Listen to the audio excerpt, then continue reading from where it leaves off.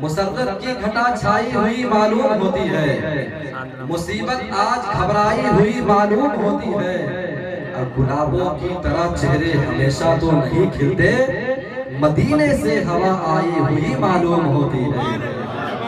گلابوں کی طرح چہرے ہمیشہ تو نہیں کھلتے، مدینے سے ہوا آئی ہوئی معلوم ہوتی ہے۔ بڑی اچھی شاعری نعت و مرتبت کے آپ سماعت کر رہے تھے، ستار حسین رامپوری سے آپ سماعت کر رہے تھے۔ اب بلا تاخیر، چونکہ وقت کا بھی خیال کرنا ہے کہ نہیں، شاعر انقلاب مداح خیر الانام حضرت شمیم رضا فیضی تشریف رکھتے ہیں۔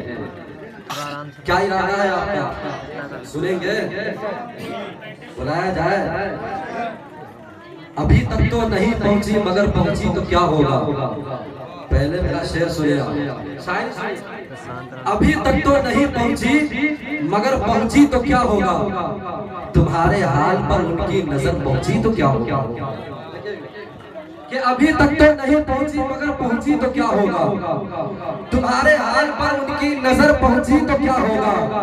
میرے سرکار کے میلاد کو کہتے ہو تم بدعت، اگر فاروق اعظم تک خبر پہنچی تو کیا ہوگا؟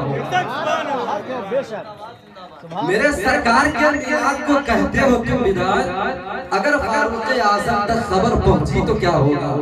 اور ادب و عزت و تکریم سے دقت کیا ہے؟ ادب و عزت و تکریم سے دقت کیا ہے؟ یعنی قرآن کی تعلیم سے دقت کیا ہے؟ چلیے ابلیس کے چیلوں سے یہ پوچھا جائے، تم کو سرکار کی تعظیم سے دقت کیا ہے؟ چلیے ابلیس کے چیلوں سے یہ پوچھا جائے، چلیے ابلیس کے چیلوں سے یہ پوچھا جائے، تم کو سرکار کی تعظیم سے دقت کیا ہے؟ آئیے، نعت کیا ہے؟ عشق مصطفیٰ کا نام ہے، ہجر مصطفیٰ میں تڑپنے کا نام ہے، مدینے کی جدائی میں غرق ہونے کا نام ہے، دل کی بے چینیوں کو چین دینے کا نام ہے، عقل و شعور کی تیرگی کو روشنی میں تبدیل کرنے کا نام ہے، یہاں رہ کر کے مدینے پہنچنے کا نام نعت ہے کہ نہیں؟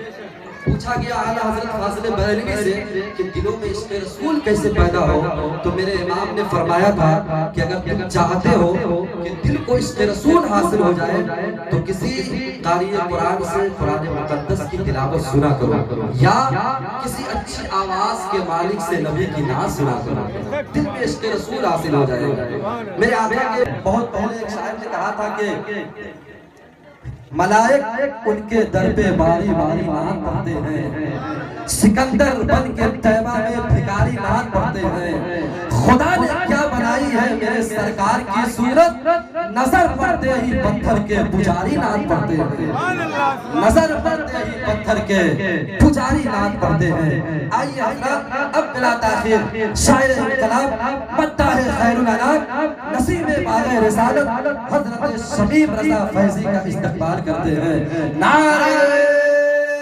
تکبیر،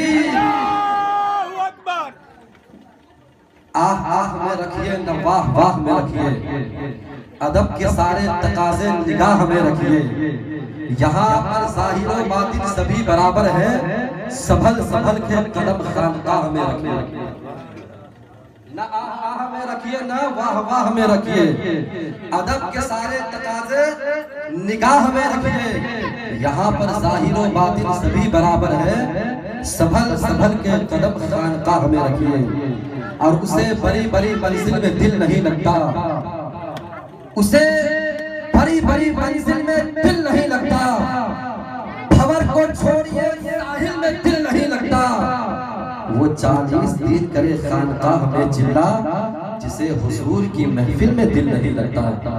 تو ذرا دل لگائیے، سینے سے آواز نکالیے اور دل لگا کر کے نبی کے نام کا نعرہ لگائیے، نعرہ تکبیر۔